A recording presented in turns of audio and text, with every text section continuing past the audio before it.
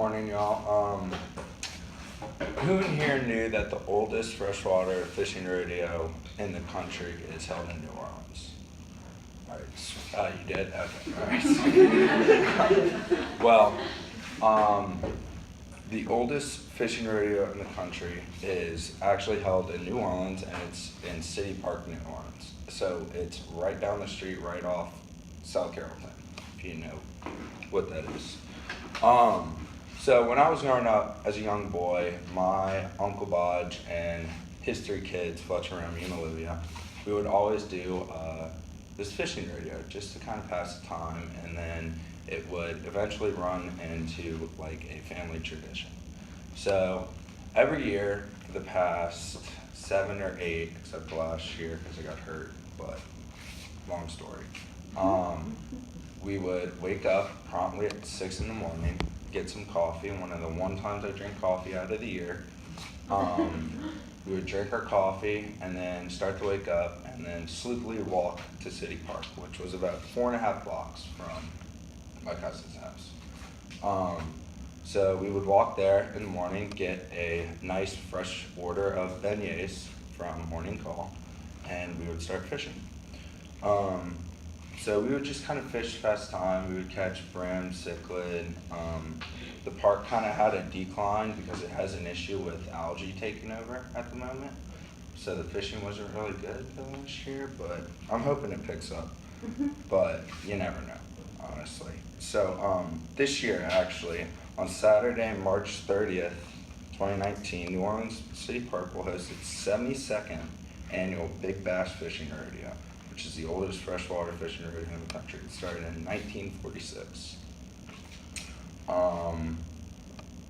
So, secondly, about City Park, I played rugby there.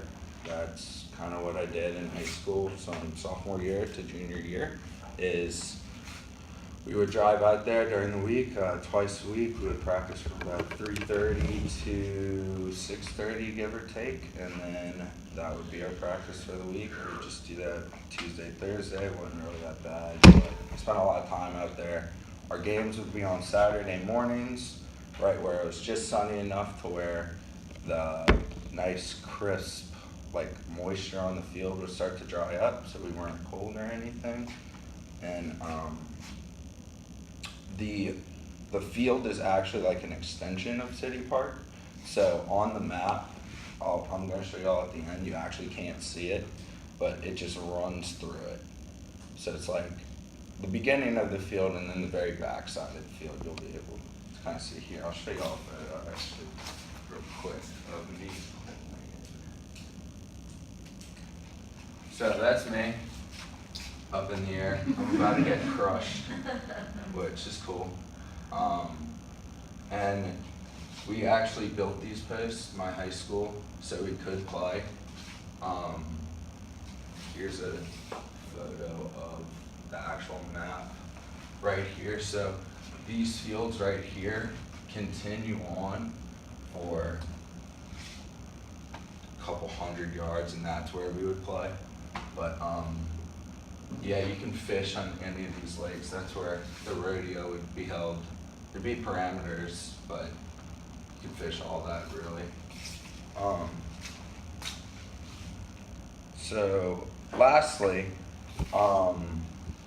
growing up as a kid, kind of living near City Park, I would see the statue, and it was, come to find out, it was a statue of PGT Beauregard, which is some historical leader for the war.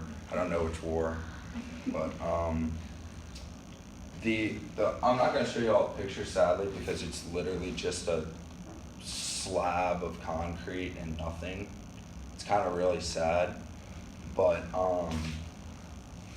there actually was a huge controversy about it because Mayor Mitch Landrieu wanted to remove it, but some of the locals, including my family, didn't really see the need to do so because it was just always there. And City Park was founded in 1854, and it's been there since, I actually don't know when it's been there since. But it was removed in last May, and it was the PGT Beauregard, as I said, and it was the third of the fourth post-Civil War symbols removed from public property at the time.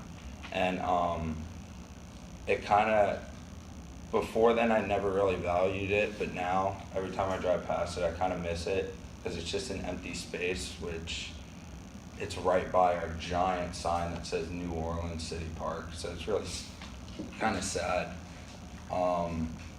But all in all, City Park has taught me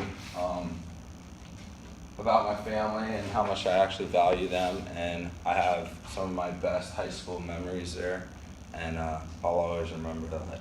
So, thanks.